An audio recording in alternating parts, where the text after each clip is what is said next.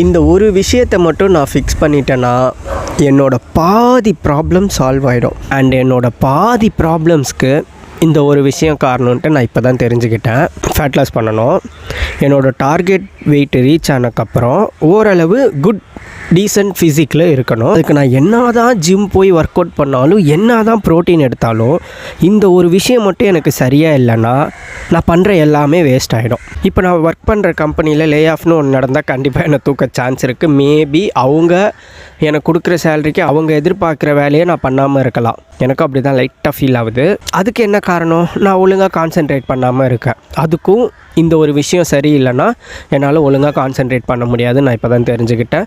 சரி, ஓகே, நம்ம ட்ரீம் வந்து கான்டென்ட் க்ரியேட்டர் ஆகணும், ஃப்யூச்சரில் சாகிறதுக்குள்ளே ஆக்டர் ஆகணும். இதுக்கு இந்த கான்டென்ட் க்ரியேஷனில் க்ரியேட்டிவாக இருக்கணும்ன்ட்டு லாஸ்ட் 40 டேஸாக வீடியோ போட்டுக்கிட்டு இருக்கேன். பெருசாக ஒன்றும் பிக்கப் ஆகலை. மேபி என்னோடய க்ரியேட்டிவிட்டி லெவல் கம்மியாக இருக்கலாம். அதுக்கும் மேபி இந்த ஒரு விஷயம் சரியில்லாமல் இருக்கிறது காரணமாக இருக்கலான்றாங்க. இப்போலாம் நிறையா ஃபைட்ஸ் ரிலேஷன்ஷிப்பில் நான் என் மேலே தான் தப்பு, ஓவராக எக்ஸ்பெக்டேஷன்ஸ் பண்ணுறேன், டக்குன்னு வார்த்தையை விட்டுறேன், கோவப்படுறேன்.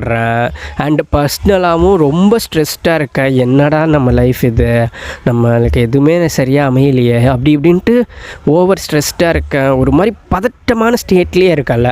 அதுக்கும் மேபி இந்த ஒரு விஷயம் சரியில்லாமல் இருக்கிறது காரணமாக இருக்கலான்றாங்க. இந்த ஒரு விஷயம் சரியில்லாமல் இருந்தால் டைரெக்டாக இல்லை, இன்டைரக்டாக என்னோடய செக்ஸ் ட்ரைவை கூட அஃபெக்ட் பண்ணுமா. இது வந்து day 24 of my fat loss journey. And நேற்று நான் சொல்லியிருந்தேன் இந்த மாதிரி எனக்கு ப்ளோட்டிங் இருக்குது, அதை நான் ஃபிக்ஸ் பண்ணணும், நேச்சுரலாக எப்படி ஃபிக்ஸ் பண்ணணுன்ட்டு நான் தெரிஞ்சுக்க போகிறேன், ட்ரை பண்ண போகிறேன் அப்படின்னு சொல்லிட்டு படிக்க ஸ்டார்ட் பண்ணேன் தலைவா. இந்த ஒரு மேட்ரு பார்த்தேன். ஆல்ரெடி நான் பார்த்துருக்கேன், டாக்டர் பால் வீடியோஸ்லாம் சில இது பார்த்துருக்கேன். பட் ஃபுல்லாக நோண்ட என்னோட எல்லா பிரச்சனைக்கும் இவன் காரணமாக இருப்பானோ அப்படின்ட்டு ஒரு சந்தேகம் வந்தது. ஸோ நான் சொன்ன எல்லா ப்ராப்ளத்துக்கும் இன்டைரக்டாக என்னோடய கட்டு வந்து ரொம்ப வீக்காக இருக்கிறது வந்து காரணமாக இருக்குது அப்படின்னு நான் தெரிஞ்சுக்கிட்டேன். ப்ளோட்டிங்கை ஃபிக்ஸ் பண்ணணும். பட் ப்ளோட்டிங்கை ஃபிக்ஸ் பண்ணணும்னா கட்டு ஃபிக்ஸ் பண்ணணும். கட்டு ஃபிக்ஸ் ஆகிடுச்சுன்னா தானாக ப்ளோட்டிங்கும் ஃபிக்ஸ் ஆகிடும். மேபி என்னால் ஒழுங்காக ஃபோக்கஸ் பண்ண முடியலாம், கான்சென்ட்ரேட் பண்ண முடியலாம். நான் சாப்பிட்ற சாப்பாடு என் பாடி வந்து கரெக்டாக ப்ரோட்டீன் அப்சார்ப்ஷன் பண்ணிக்கும்.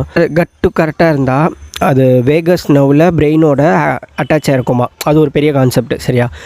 கட்டு கரெக்டாக இருந்துச்சுன்னா எனக்கு என்னோடய மூடு வந்து ரொம்ப ஸ்ட்ரெஸ்டாக இல்லாமல் நார்மலாக இருக்குமா. ஸோ என்னோடய லிபிடோ லெவல்ஸு கரெக்டாக இருக்குமா, செக்ஸ் ட்ரைவும் கொஞ்சம் கரெக்டாக இருக்குமா. அந்த வார்த்தையை கொஞ்சம் சைலண்ட்டாக பேசிட்டேன். ஸோ கட்டு தான் தலைவா எல்லாமே அப்படின்னு சொல்ல மாட்டேன். கட்டு ஒரு இம்பார்ட்டண்ட்டான ஹீரோ. கட்டு தான் ஹீரோன்னு நான் சொல்லலை, நான் தான் ஹீரோ. பட் நான் ஹீரோவாக ஆகணும்னா கட்டு வந்து ஒரு இம்பார்ட்டண்ட் ஹீரோ.